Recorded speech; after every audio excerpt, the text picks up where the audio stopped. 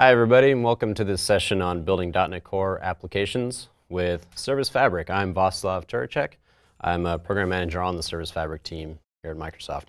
So let's get started and we'll show you a couple cool things here. So in this session, we're going to go through two sections here. We're going to cover some basics, and this is just showing you everything you need to know about building .NET Core applications on Service Fabric. So we'll cover everything kind of from start to finish, going off of one of our sample applications. So we'll mainly cover how to do ASP.NET Core services. We're going to talk a little bit about using reliable collections from ASP.NET Core.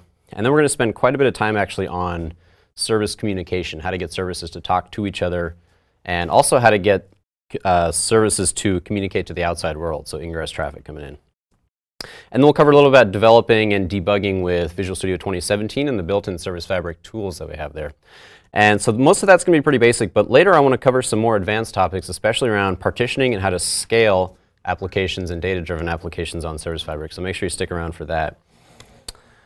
Some prerequisites here. So if you want to follow along, make sure you have your dev environment set up for Service Fabric using Visual Studio 2017. You can find that in our documentation here under the Getting Started section.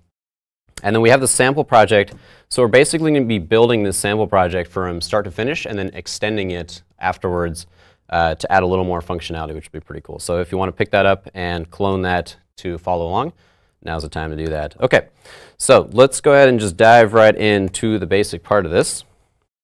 So like all good things, we start with Visual Studio 2017. Okay, so I got a blank Visual Studio, and so we're going to start by creating a Service Fabric application, something for you veterans that have probably already done this 1,000 times, but we'll just show you how this is done. So we go into Visual Studio and we have these templates for Service Fabric applications. Now you get this if you install the Service Fabric package along with the Azure tooling that comes in built in with Visual Studio 2017. You should see this pop up right away. And so we'll just go and create this application here. So this is our voting application that allows us to just kind of vote on a few things, save the votes in the back end, keep track of how many votes are coming in, and then just display a UI. That's kind of the gist of the application. Pretty simple.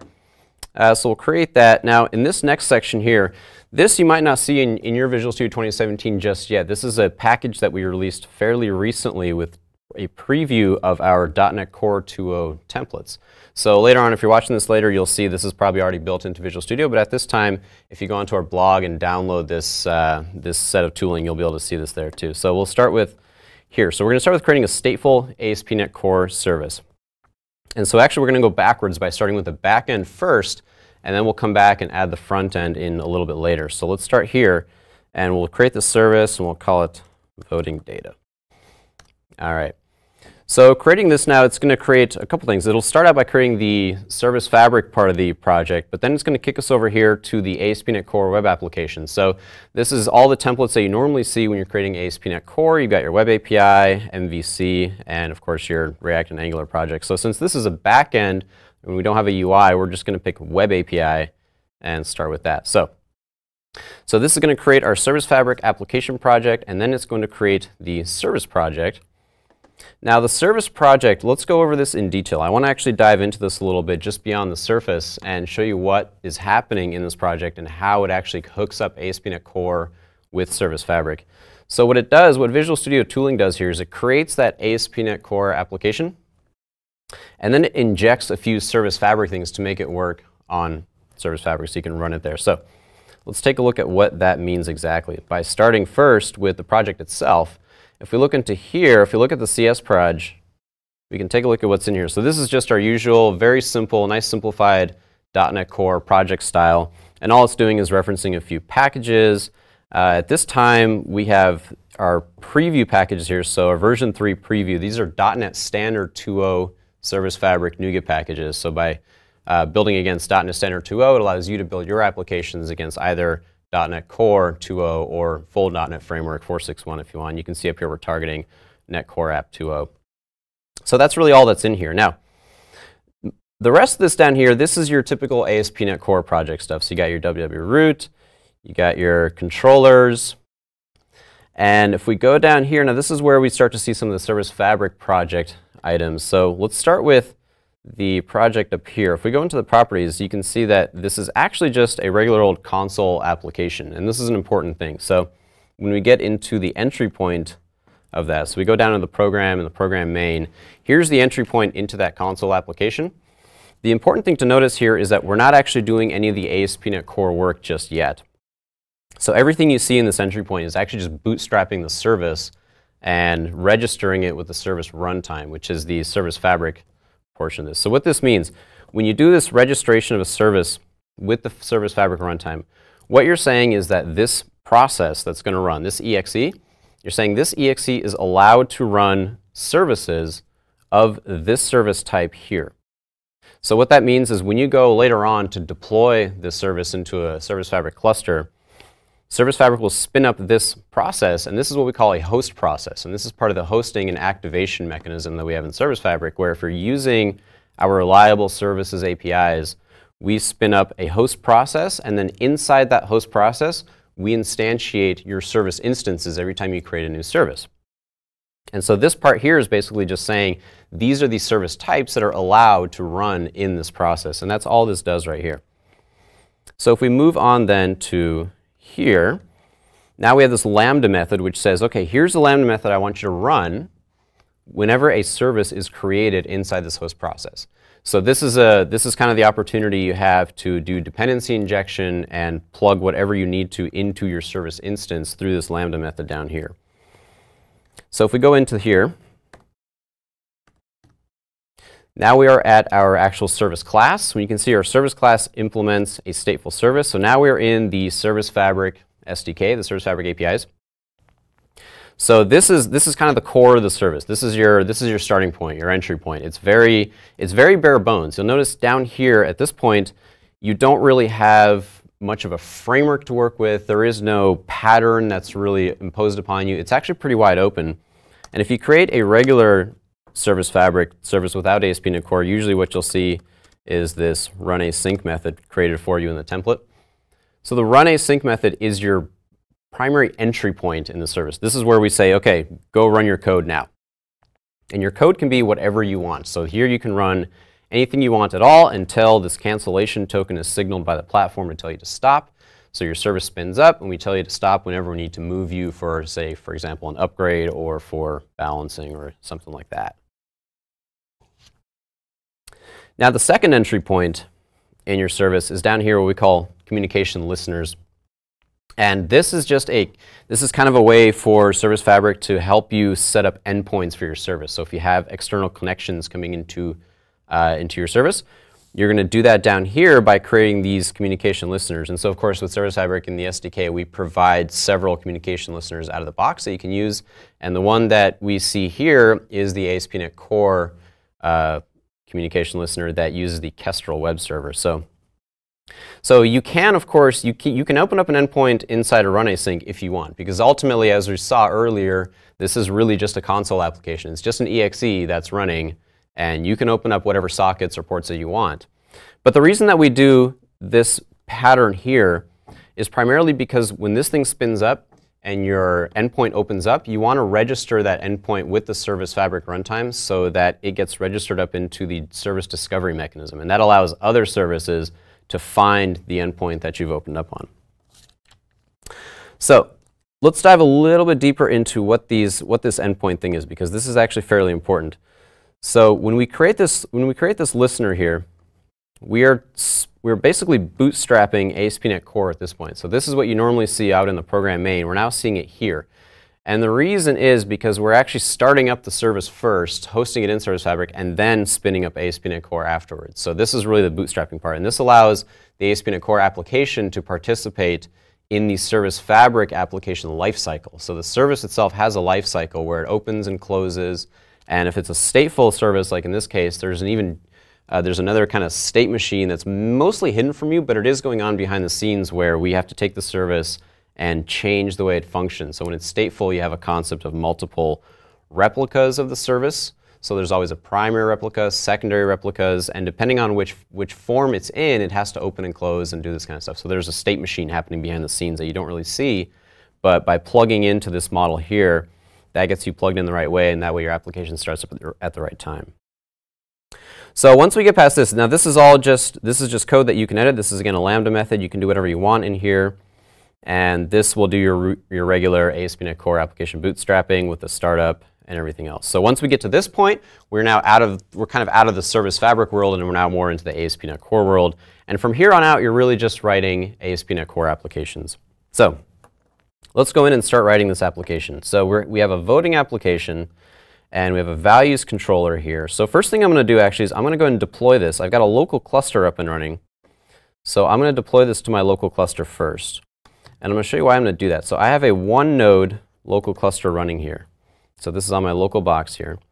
And I've got a one node cluster running because, yeah, so there's what we saw there. So here, if we go into properties on the application, I've got the application debug mode here set to refresh application.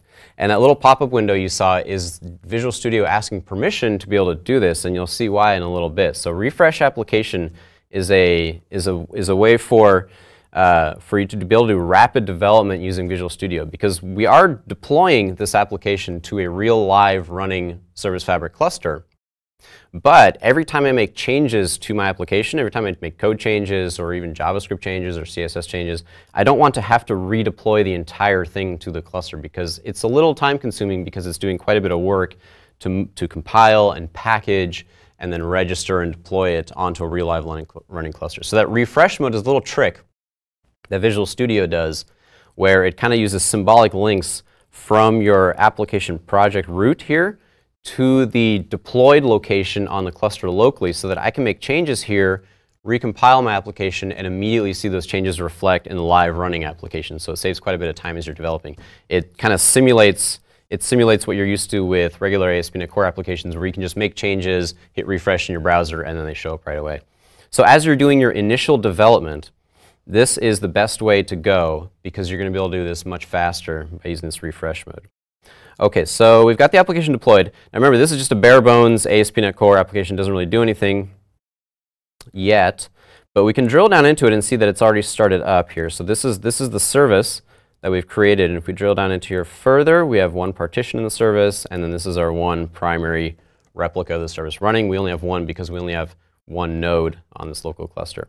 But you can already see that we've opened up an endpoint. So we have an HTTP address for this service running up, and it's got a lot of stuff to it here, which we'll come back to later and explain that a little bit more. But if we take this, we can actually hit one of the endpoints. So this is just the default API values that we get, and we can see that we can already hit that controller that gets generated by default by the template. So that's cool. Let's go in and actually write something more significant than just values. So here's that default controller. So I'm going to take this and I'm going to change this to the, let's call it the votes data controller. And so what I'm going to do with this is I'm basically going to write a web API application that uses a reliable dictionary as a backing store to keep track of votes as they come in. So the first question is, how do we get reliable collections into this controller here? So the way we do that is actually fairly simple, and the template even sets it up for you. So the trick here is when we go back to this service class, so this is our stateful service class, in here we have access to all of those Service Fabric goodies, like the service context, which gives you information about the service that's currently running, and it gives you access to, most importantly, the state manager. And the state manager is the thing that manages all of your reliable collections and where you create dictionaries and queues and set up transactions and all that good stuff. So what we do is we use the built-in dependency injection system that comes with ASP.NET Core to plug these things into the ASP.NET application. And you can see here I've added the state manager and service context through this dependency injection mechanism. And this way, when I come back to my controller, it will automatically show up in the constructors. So if I create my constructor here and I say I want my iReliable state manager, like so, then the dependency injection will automatically pass this in. And so then I can just save this up here in a private member variable here, my state manager. And just like that, I've got access to all of the stateful goodness that comes with Service Fabric inside an ASP.NET Core controller. So now, for example, I can implement a put method here, and I can grab a reliable dictionary and start storing data in it. So we'll set this up with a route on this API for a name, which is basically the thing that gets voted on. So vote comes in for some name, and then in this method what we're going to do is we're going to store a vote count for that name. Fairly simple. So first thing I gotta do is I need to make this asynchronous, because all of the operations you do with reliable collections have to be asynchronous, and I'll tell you why in just a moment. So here we go. So the first thing we got to do is we got to grab a reliable dictionary. So we do an iReliable dictionary, and we'll do it of type string and int. So the dictionary, the string is the name that's coming in. This is the thing that's being voted on. The int is just the vote count. Fairly simple. And we'll call this the votes dictionary. Okay, and this is where we use the state manager, and we say get or add async, and then we go and we grab this dictionary out of there, like so. And we just say, all right, so which dictionary do you want? So you give it a name. You can call it the votes dictionary or something like that. It doesn't matter. And just like that, we've got ourselves a reliable collection. Now we can start putting things into it. And so the way we do that is we start out by creating a transaction. And this comes from the state manager. We say create transaction. So one of the questions that a lot of time comes up here is, why do you pass in the entire state manager into this controller and not just the dictionary that you're going to use? And one of the reasons is right here in front of you, because you need that state manager to create transactions in order to be able to use a dictionary. So you always have to have this thing around. Okay, so let's go in here and we'll start actually using this thing. So this is actually pretty simple. We just say await, and we take that dictionary, and what we're going to do is we're going to use this add or update method on the dictionary. So we pass in the transaction, we give it a key, which is going to be the thing that's being voted on. And now we have this add value, which is just the initial value. So if this key doesn't exist, what value do you want to add? We'll say 1, since it's the first vote. And then we have this update value, which is, do you want to take an existing value and update it? And we pass in a lambda method and say, what do you want to do with that old value? And so what we're going to do is we're just going to increment it like that. Now, a quick note here, if you are doing this incrementation inside this lambda method, make sure you don't do postfix increment, because this will go ahead and return the old value first and then increment it, and you'll never see the thing increment ever. So if you're going to use that shorthand notation, make sure you're doing prefix like this, or like me, just say +1. So that's it. Once we added the value to the dictionary, last thing we have to do is now commit the transaction. And we're done. That's it. And then we can return OK. Great. So what's happening here? Let's go through this. Starting with the state manager, get or add async. What this thing does, when you say get or add async, the state manager is going to first look to see, do I have a dictionary by this name created yet or not? And if I do, I just return it right away. So it's actually pretty fast if the dictionary is already being created. So one of the things that you might be worrying about is, well, I have to do this asynchronous operation every single time I do a put. There is a hit up front, but every subsequent operation will be pretty quick, because it's just grabbing the dictionary from cache and then returning it to you. The first time you create it, when it adds it, what this has to do is it has to go out to the secondary replica. So remember, reliable collections are always replicated across multiple replicas of your service, and they're replicated across multiple machines even. So it's actually doing a network operation. It's doing network I/O to go out to the secondary replicas to say, hey, there's this new dictionary, make a record of it on the secondary so we can start writing data to it. And then it also puts it down on disk locally so that there's a record of it on disk. So that's why this is an asynchronous operation. Now, there's a temptation, I think, to take this reliable dictionary here that's created by this and cache it somewhere up here in a private variable, or possibly in the service class up here to just keep a cache of it so that it's a little bit faster as an optimization. I recommend not doing that because of that state machine that I talked about earlier underneath the covers, where the Service Fabric service is kind of going through different change role operations. There are edge cases and corner cases where you might run into this dictionary if you try to cache it and create up front, where it doesn't exist yet because it hasn't gotten to that point in the state machine, and you run against these kind of race conditions. So it can be done, but it's a little bit tricky to do that. The state manager is specifically designed to work every single time. So every time you get a dictionary out of here, you'll always get it and you always know it's available. So make sure you're doing it this way. If you do a little bit of profiling later on and find that this becomes a bottleneck for you, I would say then maybe look into some caching. But up front, start with this to get the functionality down first.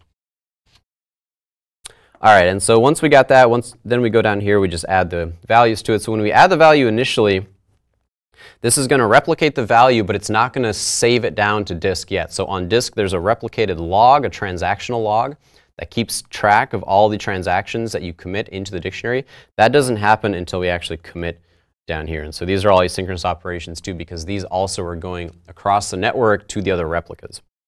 All right, so that's basically it. It's just as easy as that. Now, let's test this thing out. So if I just recompile here, all I have to do is recompile. I don't have to redeploy because of that refresh mode we saw earlier. Just by redeploying, or by recompiling rather, I should be able to go in here now and issue a put request. So if I open up Fiddler, for example, I can then send a put request to the same address. Now the trick though is that the address has actually changed because we did do a redeployment, so we get a new address with a new endpoint, new port, and a new path. So I'm going to grab this new guy here, and we'll go and do a compose here, and we'll do a put request to that and see if it worked. Okay, and our API was API votes data, and then we have to give it a value. We'll say cats. We'll vote for cats. We'll execute that. And hopefully we should get a 200 response. Okay, so we got it in there, but now we really want to make sure it's actually working. So let's go and debug. So I'm going to hit F5 on this guy, and this will then relaunch the application and attach a debugger to it, just as you would expect normally with the F5 functionality. So if we go back into the data controller here, I can put a breakpoint and hit that endpoint again once it comes back up, once it's ready to go. Here we go. And we'll go and run that. Execute, and hopefully we should have a breakpoint. And yes, the address has changed again. So this is one of the tricks you got to watch out for, is this address will change on you when you redeploy. So let's go do that again under API. There we go, and execute. Okay, so now we hit our breakpoint on that put method, and we can kind of step through and see that it's actually running. It's putting it in. Sorry, I hit a key. There we go. Okay.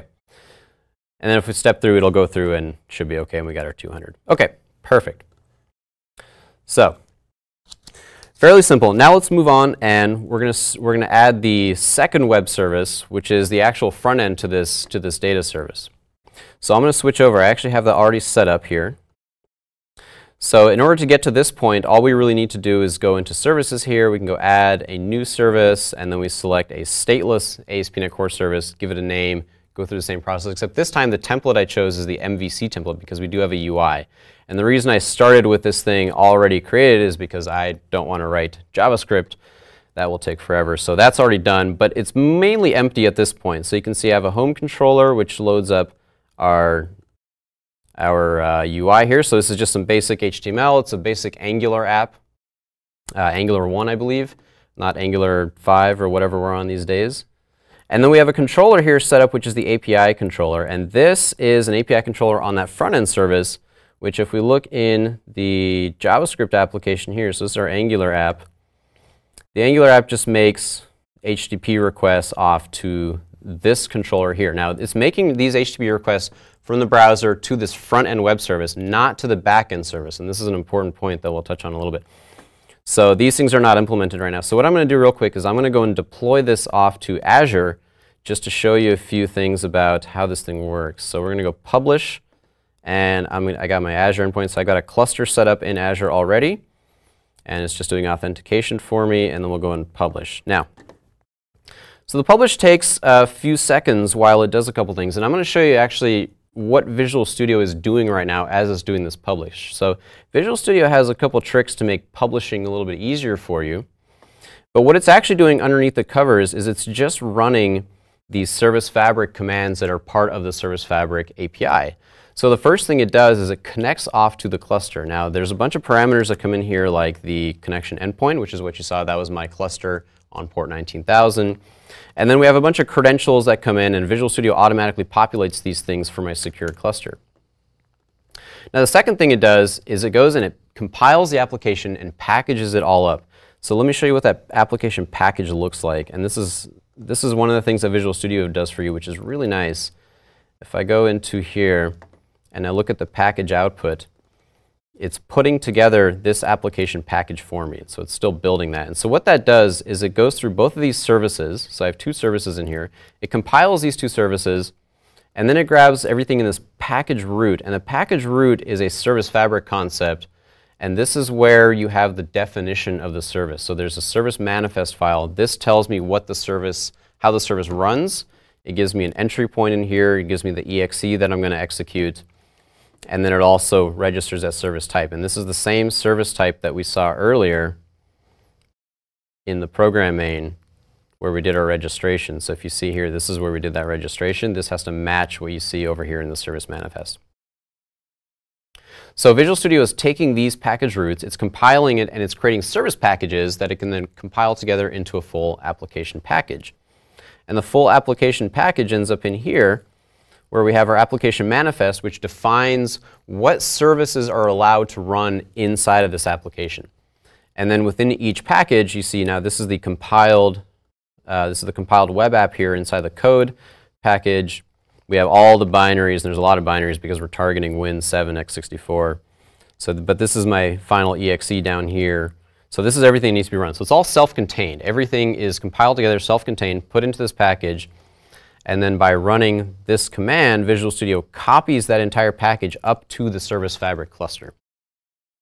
So it's going to copy it up to something that we call an image store in Service Fabric. An image store is just a location to store application packages for later use when we go into this registration phase. And this is really the important part.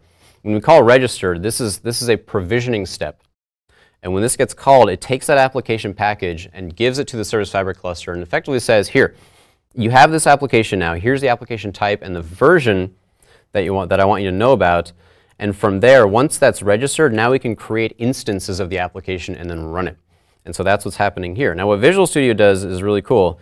It gives you these profiles, these published profiles, and these things, you notice, these don't show up in those PowerShell commands. These are actually constructs entirely out of Visual Studio, and it's just giving you a way to create profiles for different deployment areas. So if I want to deploy to different clusters or different environments, or even locally, I can declaratively set up these profiles, and Visual Studio gives you these parameters. So these application parameters that you see here in this XML, these flow down into the application instance that gets created, and then you can use these to parameterize the application for different environments. Now what Visual Studio is doing with this XML file is it's just taking this and feeding it into this new Service Fabric application command. You can see it down here under application parameters.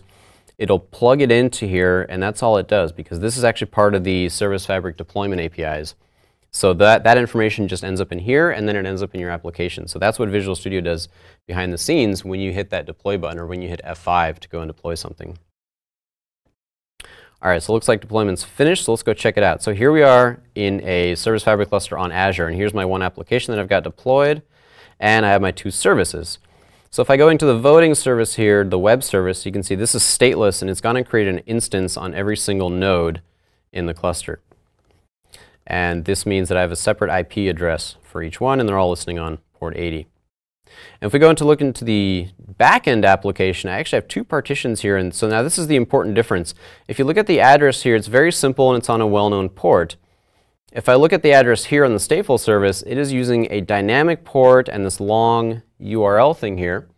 So the point here is if I want to go and connect to this thing, I can connect to that front-end application by just using the domain that I set up here, like so.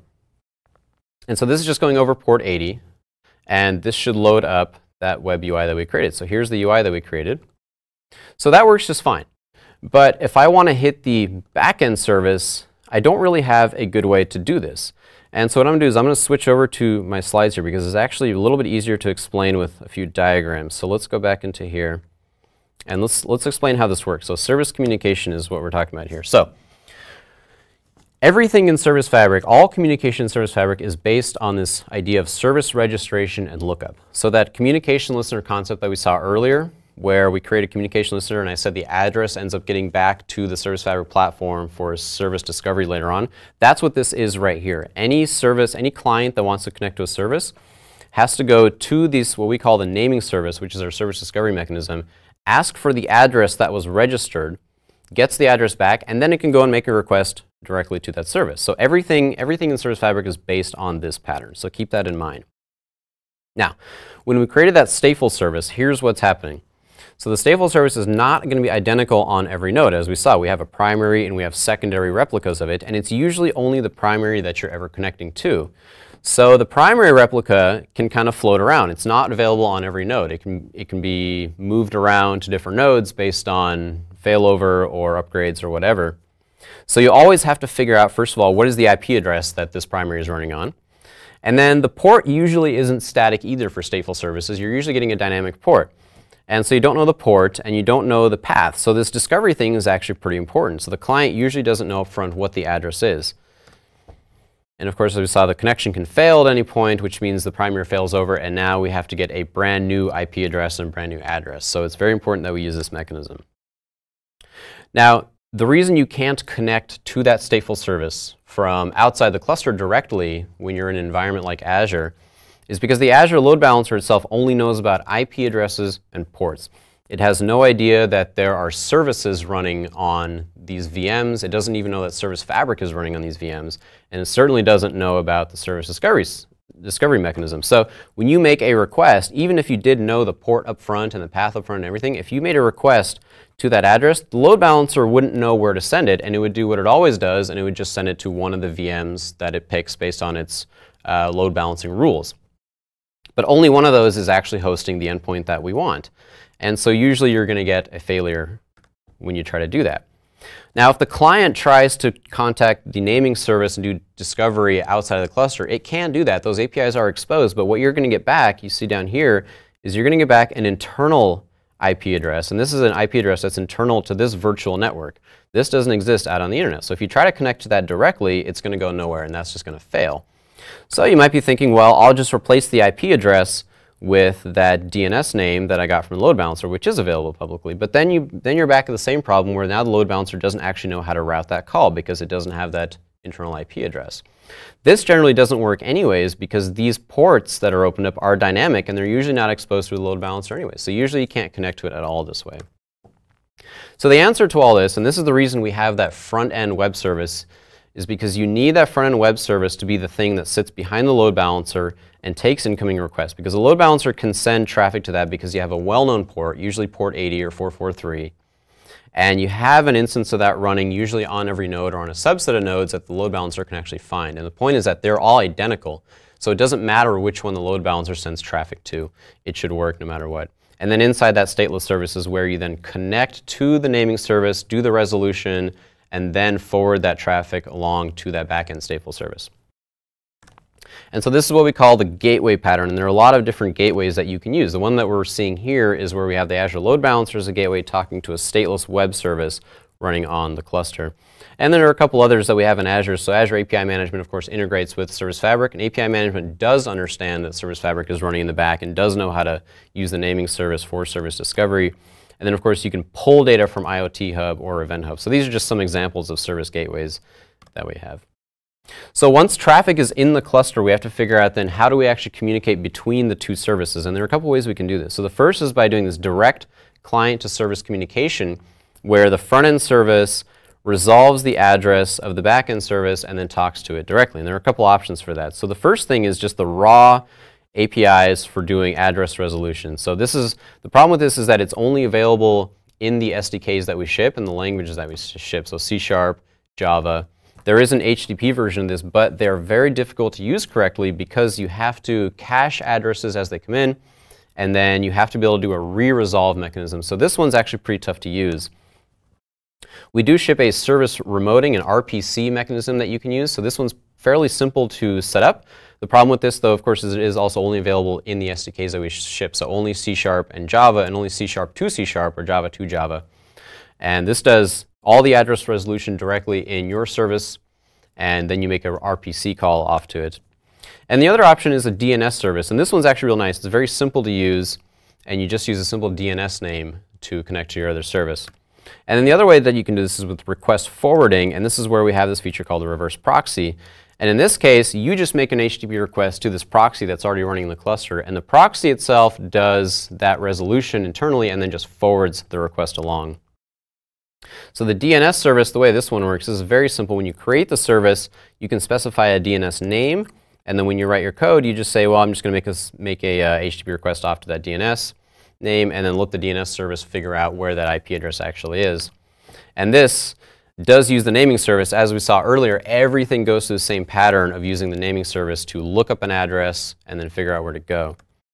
And then the reverse proxy, which has HTTP forwarding, is fairly similar. Again, you just create an HTTP client, and you talk to this special service proxy URL, make a request to that, and this way, now the reverse proxy is doing the heavy lifting of looking up the service endpoint, and then it forwards a request for you. Okay, so let's go back and see how this stuff works. So the best way that we're going to be able to connect these two services together is using that reverse proxy. And the reason we can't use DNS in this case is because the service here is actually stateful. And so the DNS service doesn't work too well with stateful, particularly because this port here is dynamic, and you don't get that port back through DNS. So we're going to use the reverse proxy. So I'm going to switch to a more complete version of the application. This is what you find out on GitHub today. And in here, basically all we've done really is the data service hasn't changed. We've just filled in the rest of these methods up here. So we added our delete and get methods to work with that reliable dictionary. And then we had to go and fill in this controller here. So now this is on the web front end. This is that JavaScript we saw that makes a call out to this. And so if you go and take the put method, for example, here we can see this is where we actually make those requests. Now, in here, this is where we have to grab the proxy address. And so this is actually an HTTP address that we can just make a request directly to. And it's just filling in some things with the service name. So when you make a request out to this reverse proxy, you give it the service name that you want to connect to, and then some partitioning information, which we'll come back to in a little bit. And then you can just make an HTTP request directly to it. And it's fairly simple to do that. So that's all we really need to do. So let's go and deploy this guy out here. And we'll put in a couple breakpoints like we do. And we'll see if this thing actually works. And we'll go back into this controller here and put in a breakpoint up here too. So here's that put method. So while that's deploying, let's look a little bit more at what's happening here in this backend service. So we had this put method that we implemented earlier. Now we have this get method. And the get method is actually just aggregating all of the items that we placed in the dictionary. So it's just creating an enumerable and enumerating through and aggregating them up and then returning them. Now you can see we have this special version of IAsync enumerable here in the Microsoft Service Fabric data namespace. There is an IAsync enumerable available now in the system collections generic namespace. This was all designed before that was available, so now we have our own in here that will eventually get merged together. And then it's just a matter of enumerating through and then returning the result. Notice that we don't get link support in here because this IAsync enumerable doesn't have link extensions. You can take this IAsync enumerable and convert it to a regular IEnumerable and then do link that way, but then you're taking these asynchronous operations and turning them into synchronous operations, which generally isn't recommended because this reliable dictionary is actually a lot of the time going off to disk to pull data out. The data that's kept in memory is just sort of a cache, so a lot of time it's going to end up going to disk and doing I/O operations anyways. So if you have a small data set, you can get away with it, but for larger data sets, typically you don't want to do that. All right, so here we go. We're launching this guy up into our local cluster again. So we'll switch back to our local one node cluster. And this should be going here soon. There we go. So there's our application type. So this is that application type that I mentioned earlier. This is that registration phase. So what it's doing now is it's provisioning that application type with a version. You can see the status here even says provisioning. Once this is done, it's going to go and create an instance of it to run. And you can even do that through SFX here, through Service Fabric Explorer, just by clicking here. And that's that command that we saw earlier in PowerShell when we say new Service Fabric application. Once it's provisioned, you can just create as many instances of this application as you want. Visual Studio will automatically create one for you to get you started. So here we go. This should be going now. Let's see if it creates or if it rolls it back. Here we go. So it's creating that application now. And you can see once that application gets created, diagnostics events start flowing in through here too in Visual Studio. So these are just being outputted through that service event source file which you saw. So that's just event source, and we see that the service is now started up.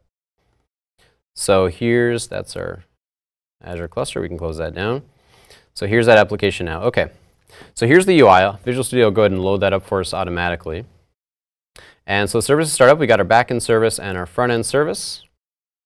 And now we can start adding things to it, and hopefully the debugger will catch it. So let's say I'm going to vote on cats. And here we go, we've hit it. So this is now the front-end service, that put method. And if we step through this, you'll see we're grabbing a service name, we're grabbing the proxy address, grabbing a partition key because we are partitioned in the back end. And then when we get down to here to this put method, now we're in the second service. This is the second HTTP endpoint. And you can see that made it here where we go into the reliable collection, do the transaction, save the data, and then we are out. And we're good. And so now we got this guy. And so now we can continue to vote on it. And every time we vote on it, we're going to hit that breakpoint because it's adding a new value to there. OK. So fairly simple stuff. Now that we have this application up and running, we have to figure out how we're going to actually scale this thing out. So one of the tricks, one of the really cool things that Service Fabric gives you is a way to scale out a data store on the back end. So what's happening right now on this local cluster is that every request is actually coming into the same primary. We only have one node, but if we launch this with just one partition, the issue is that every request comes into the same VM. So if you have a large number of requests, then you're kind of hammering the same VM constantly. So you want to find a way to spread that volume out. So you want to scale that out across a number of machines. So to demonstrate this, I'm going to switch over to a 5-node cluster here locally. And then we can see what's going on. So let's do that. And I'll stop this guy. Now, while that cluster switch is happening, let me switch back over to these slides, and we're going to talk a little bit about how this scale-out stuff works. So what we saw originally was we created a service with a single partition, and this kind of draws it out for you here. You can see that within just that one partition, it's only node 1 that has the primary. So all of your requests are coming to just one single machine, and so that's obviously going to be a bottleneck. So what partitioning allows you to do is it allows you to split up your data into smaller pieces and then distribute it out over a set of nodes. So all of these pieces of the service is one service. It's just been split up and it's been spread out. So now we got a primary replica for different partitions, color-coded, and now requests can come in 2 different nodes, and that way we've kind of spread that load out. Now what can happen though is as you add more nodes, when you want to scale this out, Service Fabric will automatically redistribute these replicas out to those different nodes. But you get to a point what we call the scale limit. And this basically means I've gotten to a point where I have one replica on every node. So if I go and try to add a new node, it really does me no good because I can't split it up further. So there's a trick to this that we can do. We can always create another instance of that same service. And we can pack more stuff onto the nodes we have. And now if we scale out again, Service Fabric can again redistribute things. So the trick here is kind of a combination of partitioning, but also using multiple service instances to manage your data. So let me show you what that looks like here. So what I've done with this application here, I'm going to switch over. I've extended it. So now I've got an extended version of this simple application. And I've got the same controller here. So the controller still has to partition the data. So it does this partitioning thing. And the way the partitioning works is actually fairly simple. I got a couple of helper methods here. I'm just taking in the input data, and I'm taking the first character of that input data, converting it to its numeric position in the alphabet, and using that as a partition key. And the partition key is put into some partitions. So we have a range of the partitions from a low to high. And I used 0 to 25 because there's 26 letters in the alphabet. And when I go and add a piece of data into this backend service, Service Fabric will find the right partition to put it into inside this key range based on that key that I provided, which is just that first letter and its position in the alphabet. So it's going to go into one of these partitions. And then I can create this with as many partitions as I want. So that gets me to that first stage where I've partitioned the data out. Now the cool thing to note is that to do partitioning, I didn't have to make any changes to this backend service. I haven't touched this at all. None of the code changes in the backend service. It stays identical. It doesn't actually even necessarily know that it's partitioned. Because what happens is every partition that gets created, you get a new instance of this class here. So every partition is effectively a copy of the service, but it's getting different data routed to it. So I don't have to write any special code on the backend to manage that. It's only on the front end piece here, that piece that's talking to that backend service, this is the piece that has to know that that backend one is partitioned. So there's a little bit of coupling that goes on here where the front-end service has to know a little bit of details about the backend service. I have to know how it's partitioned, and I have to know how to resolve a partition key.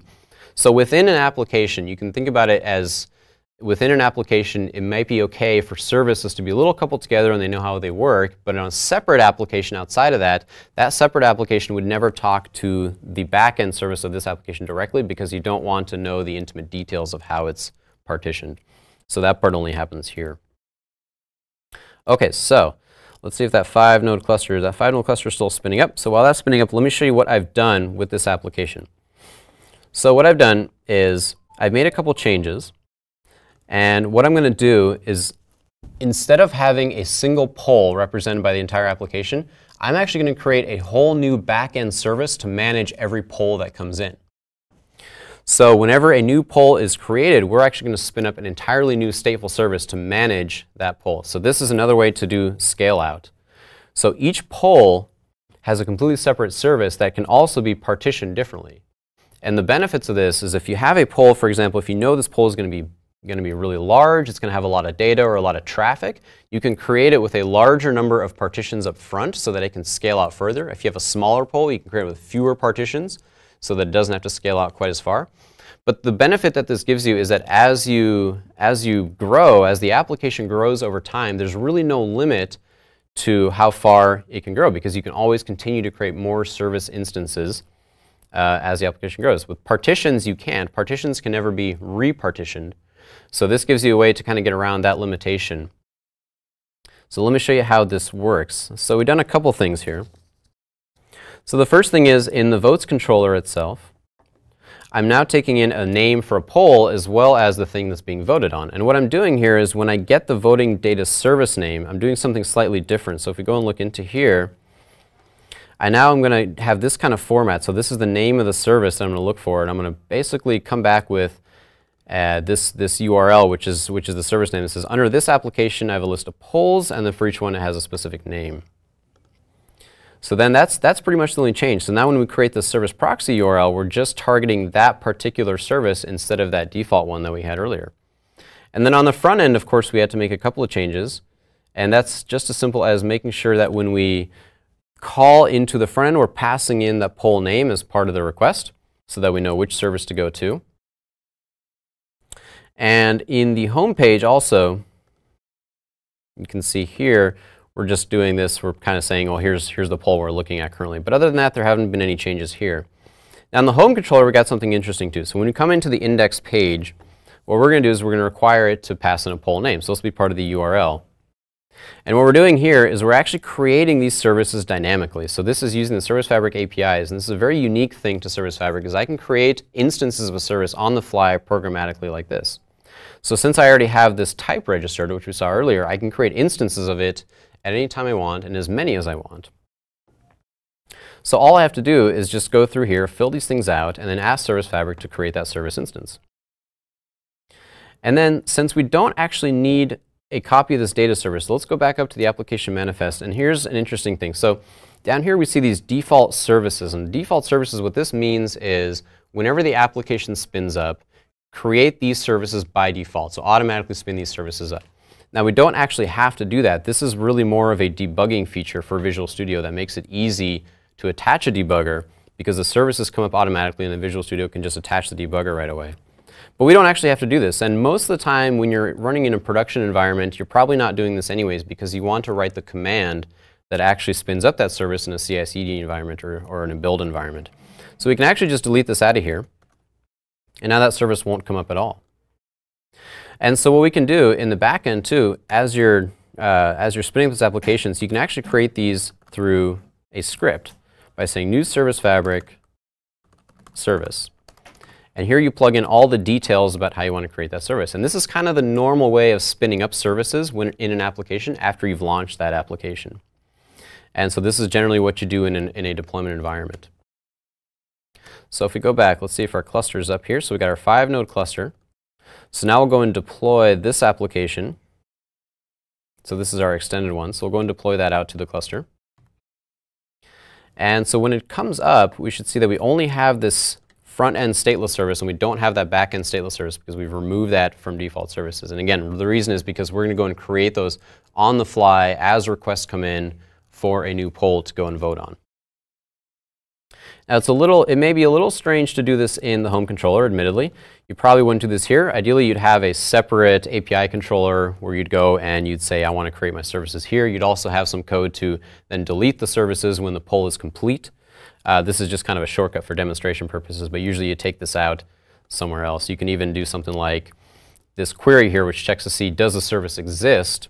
And if it doesn't, you can issue back a 404 response, for example. So that's all that code here does, and then we take that service name and we just display that out in the UI.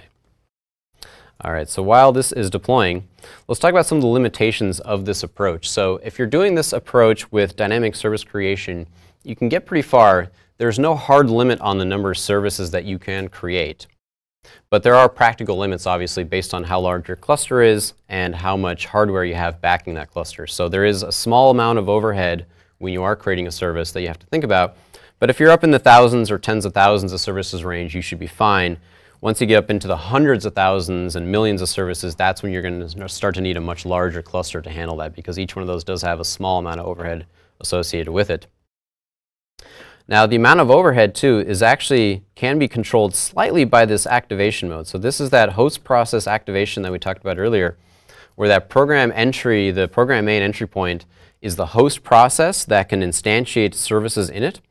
You can actually decide if you want to host multiple service instances in the same host application, in the host process, by changing this off to shared process. And this is actually the default if you don't specify anything. And what that means is when we spin up this service here, we can actually pack multiple instantiations of this service class into the same host process. So this can give you very high density, but at the cost of a little bit of complexity, because now you have services represented by .NET objects sharing the same process. So they're sharing the same memory space, and it becomes a little bit more difficult to keep track of the amount of resources that the service is using. So the amount of CPU and memory that's being used becomes a little bit harder to keep track. So we generally recommend that you use this exclusive process mode, and that means every time you create a new service instance, it will get its own host process, and that makes it a little bit easier to keep track of the resources that it's using. And also, if one of those service instances were to crash, if you were to get an unhandled exception, for example, you don't necessarily want it to bring down the entire host process for multiple services. You only want that one service to come down. So that exclusive mode becomes much easier to work with and much easier to debug, but at the cost of now you're just spinning up multiple processes. All right, so the application is now deployed. So let's take a look at what's in here. We can see that we only have one service now. This is just that front-end service. And we don't have any instances of that stateful back-end service, because those we're going to go and create on the fly. So if I go, so now when I go to the home page here, you can see there's nothing. It's actually a 404 that Firefox is hiding for me. But if I go in and I go to this address that we set up, let's say I create a test poll here. Now watch what happens here. So back in SFX, in Service Fabric Explorer, you can see now it's automatically instantiated a whole new service just for this one poll. So we can do that again a couple times. And we can say now I want a second poll, call it poll 2. And again, Service Fabric is now instantiating a whole new service just for that one poll. And each one of these services has its own set of partitions. And I've got it set up just for one partition, but you can, of course, parameterize that so that every time you create a new service instance, you can set the number of partitions that come in. So let me refresh this and make sure we have the latest code running here. So now if I go and add in a new poll here, it should come up. Oh, this guy's got a problem. That's all right. So each one of these basically will manage its own poll, and now we can create as many as we want, and each one will get its own service instance, and each one can scale out independently. So these errors will go away after a little while. This is just kind of a startup thing. It's a little bit slow to get started. But using this technique, you can scale out very, very high, and you don't have to worry about trying to get the right number of partitions set up front, because every time you create a new poll, you're going to get a whole new service with its own set of partitions. And this way you can kind of keep going and keep expanding. So you can plan a little bit further ahead than you would with just one service.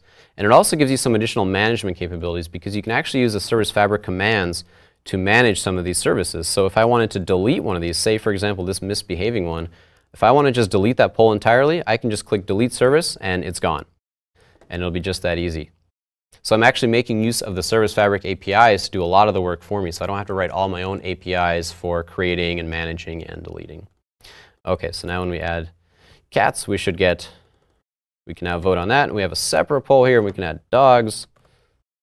And now we can vote on dogs in this separate poll. So now we have two separate polls managing all this data. So that way we can scale out. All right, so that's pretty much it. Let's go back here, and we'll give you a couple resources at the end. So if you want to see more about Service Fabric, we have this address aka.ms/servicefabric. This will take you right to our documentation. The sample that we showed is available up on GitHub. You can go and download that and play around with it a little bit. And make sure to check out some of the other videos that we have up on Channel 9 and, of course, MVA. All right, thanks so much for watching, and have a good day.